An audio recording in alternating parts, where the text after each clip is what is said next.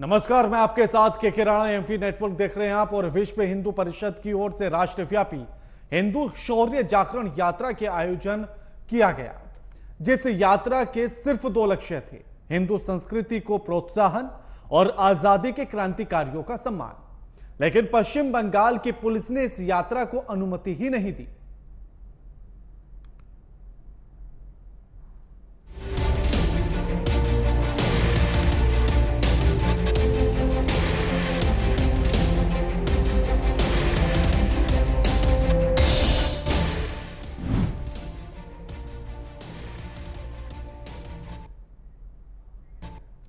जब अनुमति नहीं मिली तो हिंदुओं ने यानी कि हिंदू संगठन ने कोलकाता हाईकोर्ट का दरवाजा खटखटाया और न्यायालय ने अनुमति दे दी। अब सवाल यह है कि जो बंगाल के सरकार ईद के दौरान देश की एकता की बात करती है, उन्हीं की प्रजा के हिंदू यात्रा के लिए कोर्ट का दरवाजा आखिर क्यों खटखटाना पड़ा? आज इसी मुद्दे पर हम चर्चा करेंगे, लेकिन उससे पहले यह खास रिपोर्ट देखिए, पूरा माजरा समझिए।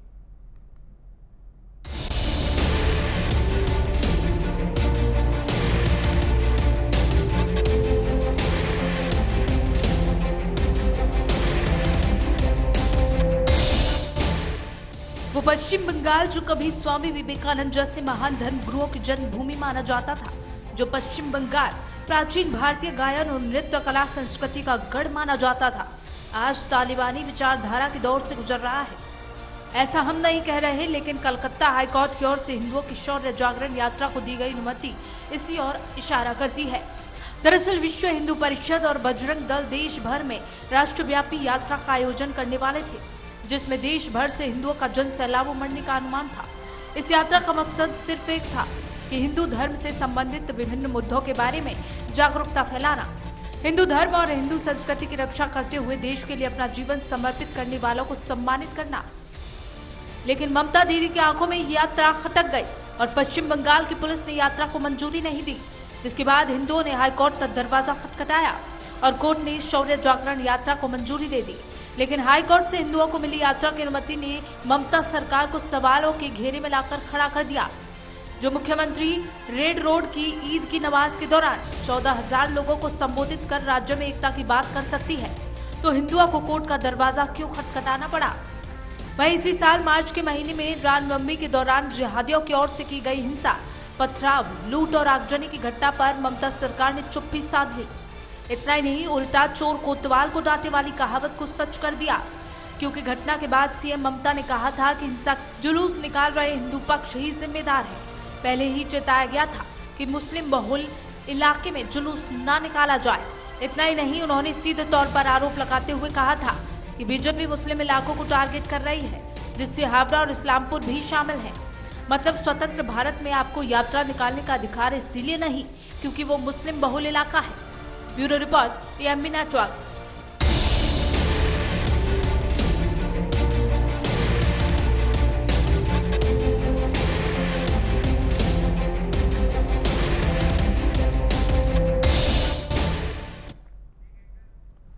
इस मुद्दे पर चर्चा करने के लिए हमारे साथ जो मेहमान जुड़े हैं उनका परिचय आपसे करा देते हैं।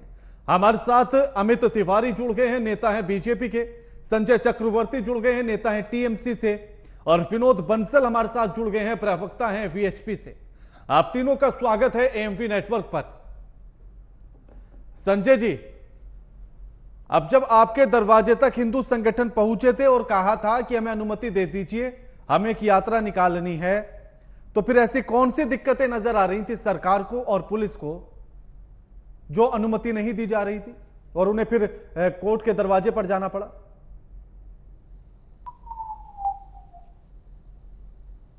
ये यात्रा और किस किस प्रदेश में निकला,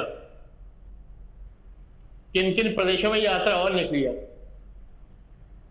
हाँ, वही तो जानना चाह रहा हूं ना मैं, किन किन परिदृश्यों में हो रही है बता दीजिए।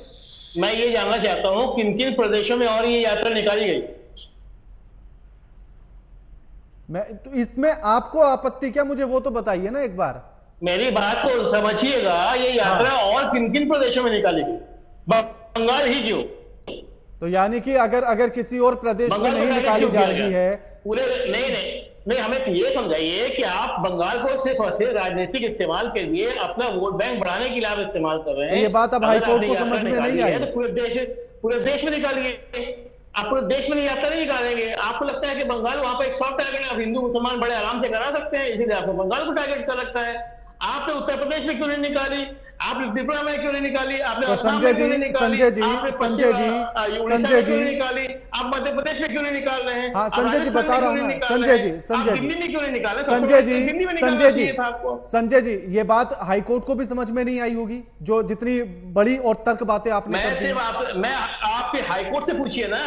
मैं अपने पार्टी की तरफ से मैं आपसे पूछना चाहता हूँ, मैं आपसे पूछ रहा हूँ सवाल। आपने मुझसे पूछा या हाईकोर्ट? राजस्थान में नहीं निकाली गई? मुझसे पूछा तो मेरे राजस्थान में नहीं निकाली गई? सवाल आपने मुझसे पूछा है। हाँ तो आप ही को जवाब दे रहा हूं मैं। राजस्थान जो हाईकोर्ट में देना होगा मैं हाईकोर्ट में वो दिया जाएगा हमारी पार्टी की तरफ से।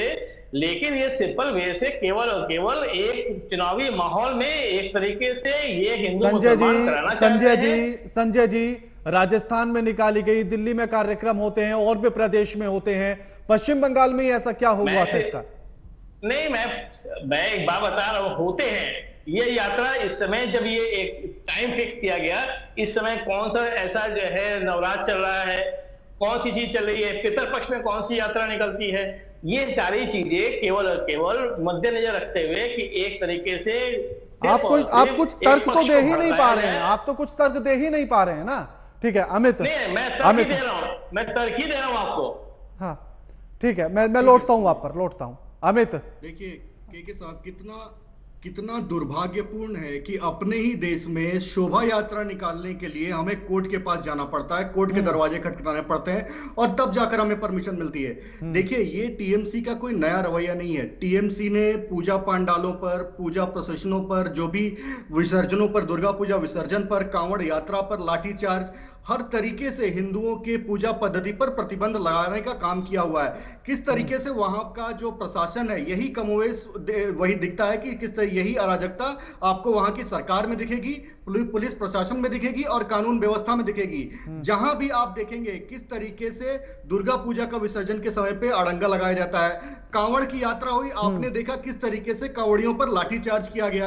आपने देखा होगा किस तरीके से वहां का स्टेट इलेक्शन कमीशन और पुलिस प्रशासन टीएमसी का एक तरीके से कार्यकर्ता बन गया है, टीएमसी का गुंडा बनकर काम करता है। ये हमने देखा है आगामी आने वाले जो अभी पंचायत इलेक्शन वहां पे हुए।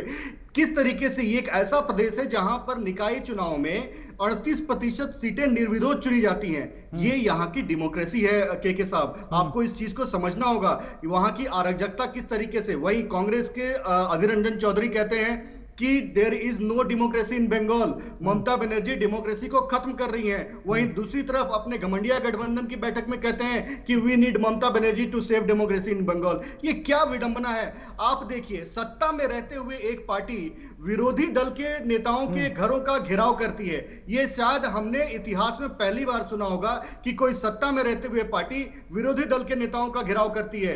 अमूमन लोकतंत्र में नॉर्मली जो विरोध में, विपक्ष में जो पार्टी रहती है वो सरकार का घेराव करती है। लेकिन बंगाल ऐसा जगह है, वहां पे एक इनके गुंडे शौकत मुल्ला, इनके अनुब्रतो मंडल, मदन मित्रा, ये सब एक नेक्सस बना के, एक माफिया का नेक्सस, किस तरीके से वहां पे कोयला घोटाला चल रहा है, मनरेगा घोटाला चल रहा है, ये सारे लोग गौ तस्करी का घोटाला चल रहा है। और हमारे नेता बंगाल की इकाई के हमारे नेता शुभेंदु अधिकारी, सुकांतो मजुमदार, बाप्पा चटर्जी, ये सब निरंतर वहां पे सड़कों पे होते हैं और संघर्ष करते हैं इस सरकार के साथ, एक दो हाथ करने का काम करते हैं। ठीक है विनोद जी, उनका कहना है कि आखिर ये पश्चिम बंगाल ही क्यों चुना गया इस यात्रा के लिए, किसी और राज्य से भी शुरू की जा सकती थी। और दूसरा उनका यह कि पितृपक्ष में ही क्यों यात्रा निकाली जा रही है। मुझे लगता है कि बंगाल में जो विद्वान प्रदेश है, जहां पर के बड़े बड़े विद्वान वो पैदा हुए, आज उस सारे प्रदेश के ऊपर, आवाज मेरी इको हो रही है, थोड़ा सा अपने टीम को बोलिए। ठीक है, हाँ जरा टेक्निकल एक बार देख लीजिएगा, टेक्निकल टीम। हाँ आप रखिए अपनी बात। मैं कहना चाहता हूँ, देखिए कि इन्होंने जो बात कही ये अधूरे ज्ञान को इनको दर्शाता है। इनको नहीं पता कि देशव्यापी ये योजना है और संपूर्ण देश के अंदर, आपको पता है कि कश्मीर के अंदर जहां पर के लोग तिरंगा नहीं लहरा सकते थे और वहां के जम्मू कश्मीर के पूर्व मुख्यमंत्री ने कहा था कि अगर किसी ने तिरंगा लहराया या धारा 370 हटाई तो उनको तिरंगा नहीं मिलेगा। मुद्दे लाल बात चौक करिए। पर संजय जी, एक-एक हमारी करके बात करेंगे, बजरंग दल की एक-एक शौर्य करके। जागरण यात्रा निकली है। हाँ लाल चौक के अंदर भी बजरंग दल की शौर्य यात्रा निकली है। हाँ। आपको क्लियर कर दूं संजय जी, हाँ। संजय जी, तमिलनाडु के अंदर और बंगाल के अंदर सिर्फ 2 ही राज्य हैं जहां पर का हमारी यात्रा को प्रतिबंधित करने का कुत्सित प्रयास किया है। और बंगाल ने तो पहली बार नहीं किया भाई। रामनवमी को तुमने प्रतिबंधित किया, हनुमान जयंती को आपने प्रतिबंधित किया, और दुर्गा पूजा को यहां तक नहीं छोड़ा। दुर्गा पूजा के लिए भी हमने अपने हाईकोर्ट जाना पड़ा था। आप देखिए कितने सारे त्योहार हैं, कम से कम 2 दर्जन त्योहार हैं जिनके लिए हमें हाईकोर्ट की शरण लेकर के, और ये ममता सरकार को एक करारा तमाचा लगा है।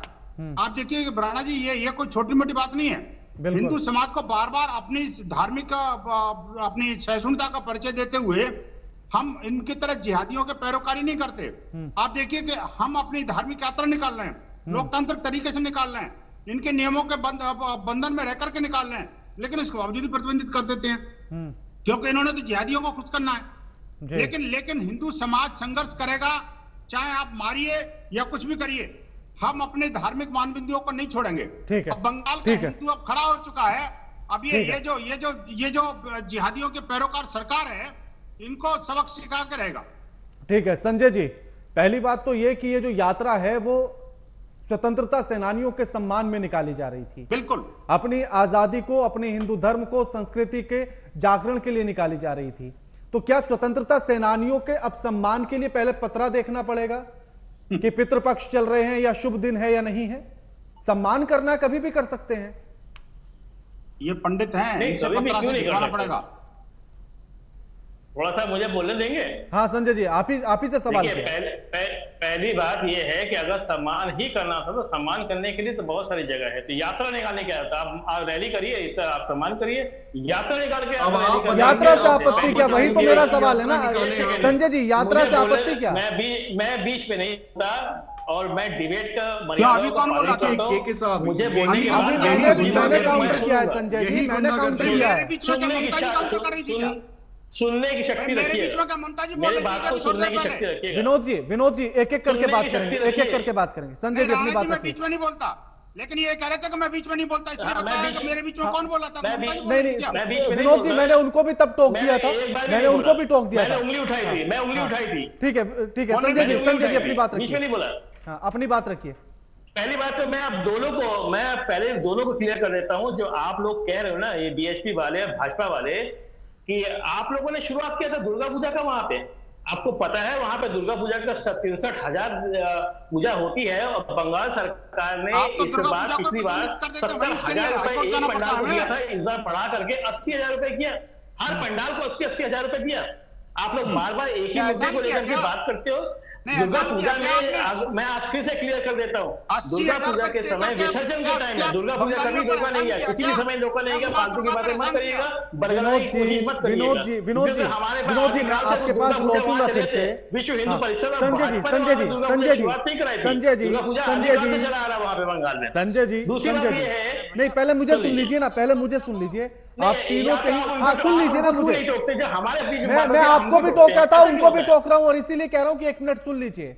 मैं तीनों पैनलिस्ट से यही बात कह रहा हूं कि एक एक करके बात करेंगे।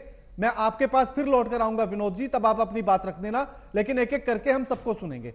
संजय जी अपनी बात पूरी कीजिए। अब पहली बात, भाजपा कब बनी? 1983 में। उसके बाद जो है विश्व हिंदू परिषद उसके बाद बना, लेकिन दुर्गा पूजा आदिकाल से चला आ रहा है। तो आप दुर्गा पूजा के ठेकेदार मत बनिए। मेरा सवाल वो है, मेरा सवाल दुर्गा पूजा नहीं है संजय जी। दुर्गा पूजा हमने कहा ना, हर पंडाल को इस बार ममता दीदी ने पहले 60,000 रुपए दिया था, अब हम 70,000 रुपए पर मेरा सवाल तो बड़ा सीधा सा है संजय जी मेरा सवाल बड़ा सीधा सा है संजय जी। हाँ नहीं, सुन लूंगा ना मैं, लेकिन मेरे सवाल पर आइए ना पहले। आप मेरे सवाल पर आइए।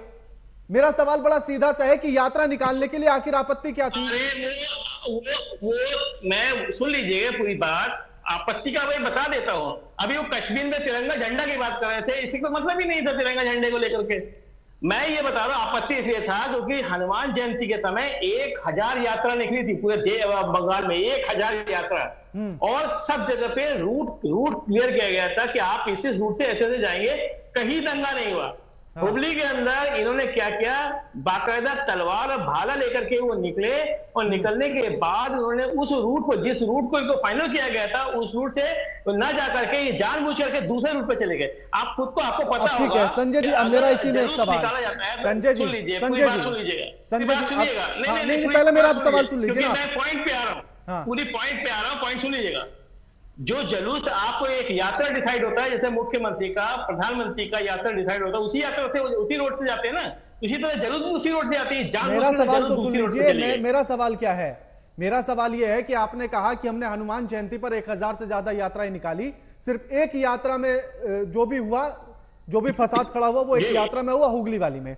तो मेरा सवाल यह है कि अभी भी तो एक ही यात्रा निकल रही थी, आप अपना प्रशासन उतना दुरुस्त रखते, रूट तय करते। पिछली बार का अगर आप 999 ठीक निकाल सकते हैं तो फिर एक यात्रा से डर क्यों है? इसी वजह से इनको इस बात पे, क्योंकि हर चीज का एक समय होता है। अगर आप सम्मान करना चाहते हैं, रैली करिए, आप ऑडिटोरियम में जाइए, जाकर के सम्मान करिए। किसने रुका हुआ है? नहीं तो आपने लगता है पूरी बात सुनी नहीं संजय जी, लगता है आपने पूरी बात सुनी नहीं। पूरे देश में नहीं सुना, जलूस निकाल करके किसी के कह तो रहा हूं ना, लगता है आपने पूरी बात सुनी नहीं। सुना है कि नहीं सुना मुझे, आपने पूरी बात सुनी नहीं, आपने पूरी बात सुनी नहीं।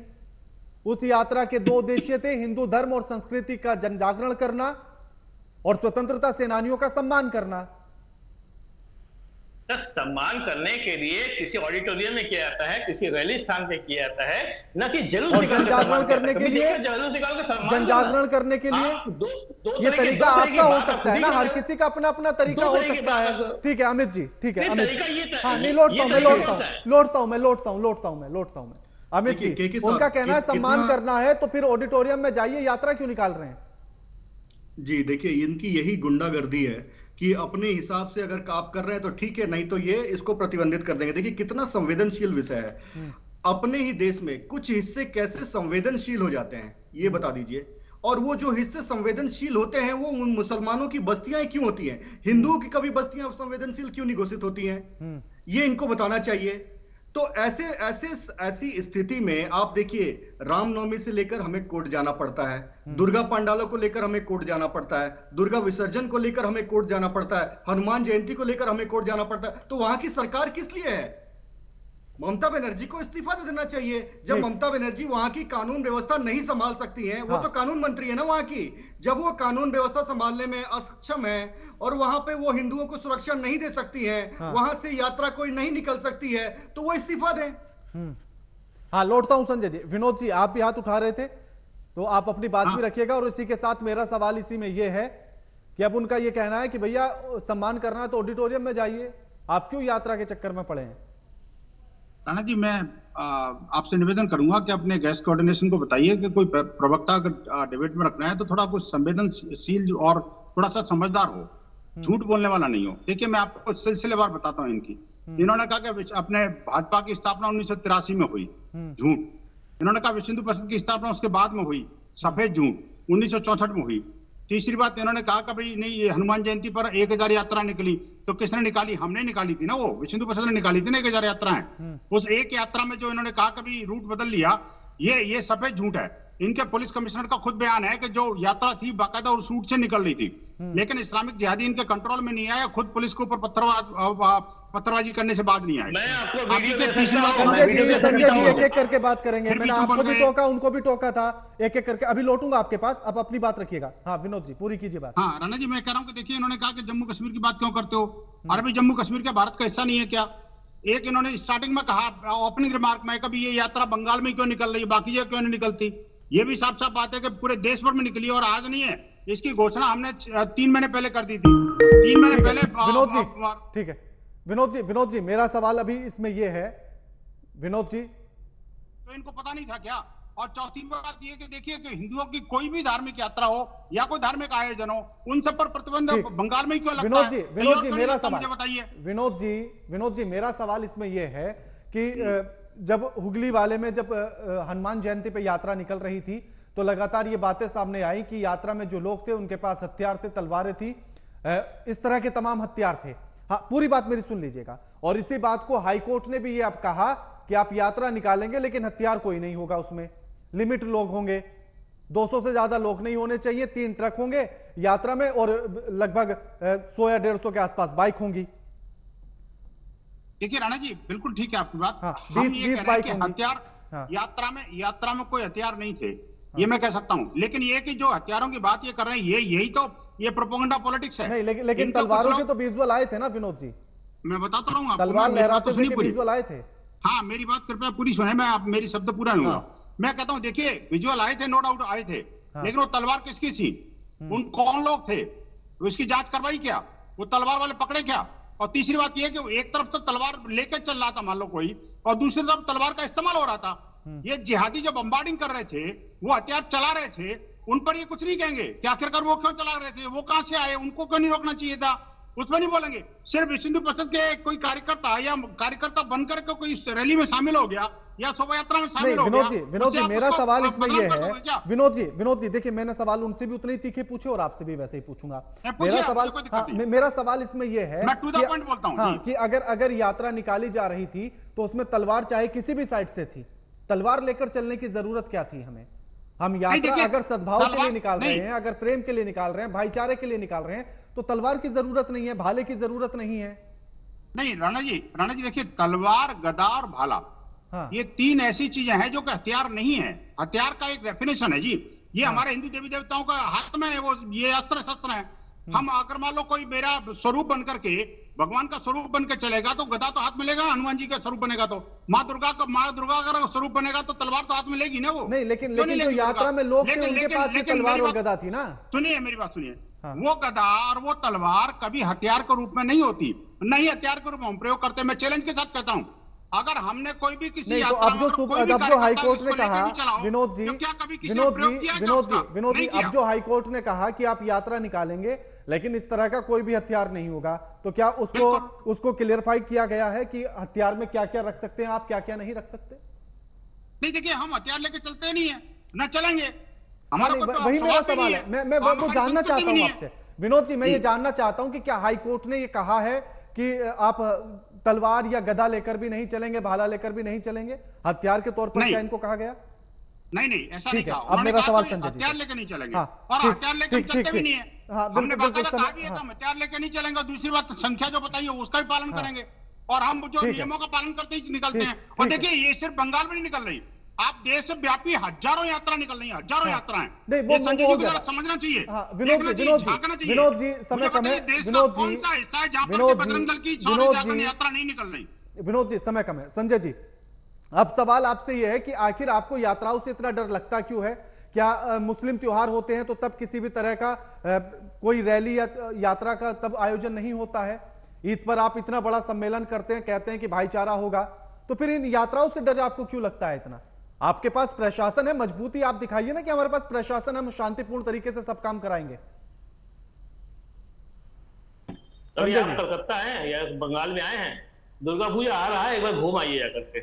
सुबह से लेकर के रात को सारी रात आपको वहां पे दुर्गा पूजा जो है लगभग 63,000 पंडाल। मैंने जो सवाल किया आप उसके जवाब दीजिए। पंडाल नहीं, आपने जो अभी जो आपने बातें कही हैं वो मेरा सवाल का जवाब नहीं था। मैंने कहा ना 63,000 पंडाल। 63,000 पंडाल तो मैंने इसीलिए आपसे ये बात कही थी कि आपने कहा सुन लीजिए संजय जी, सुन लीजिए। हाँ संजय जी सुन लीजिए ना, करते हैं आपने अभी ये कहा रहते कि वहाँ तलवार नहीं था, वहाँ पे संजय जी, आप लोग एक हिंसक। संजय जी, वो सवाल मैं उनसे कर चुका हूं, लेकिन मेरा बड़ा सीधा सवाल था कि आपने कहा कि हमने हनुमान जयंती पर 1000 से ज्यादा रैलियां निकलवाई, यात्राएं निकलवाई, तो एक में दंगा हुआ था, वो आपकी काबिलियत थी कि आपने बाकी सब शांतिपूर्ण तरीके से कराई, तो फिर इस एक यात्रा से डर किस बात का था? उतनी ताकत दिखाते ना कि हमारे पास प्रशासन है, हम आराम से करा देंगे।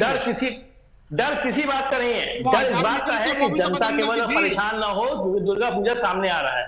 ठीक है, शुक्रिया आप सभी मेहमानों का हमारे साथ इस चर्चा में जुड़ने के लिए और ये तमाम बातचीत करने के लिए। लेकिन सवाल आखिर वही है कि आखिर सिर्फ एक इस यात्रा से पश्चिम बंगाल की सरकार को इतना डर क्यों लगता है? और डर लगा तो क्या सरकार के पास प्रशासन नहीं है, सरकार के पास पुलिस नहीं है? और है तो फिर मजबूती के साथ ये क्यों नहीं कहती है कि आपको यात्रा निकालनी है तो निकालिए, रूट तय होंगे और हमारा प्रशासन साथ होगा और हम मजबूती के साथ वो व्यवस्थाएं बनाएंगे कि किसी भी तरह की अव्यवस्थाओं की कोई गुंजाइश होगी ही नहीं। आखिर ये दृढ़ता सरकार में क्यों नहीं दिखती है? लगातार खबरों के लिए देखते रहिए एएमवी नेटवर्क। नमस्कार।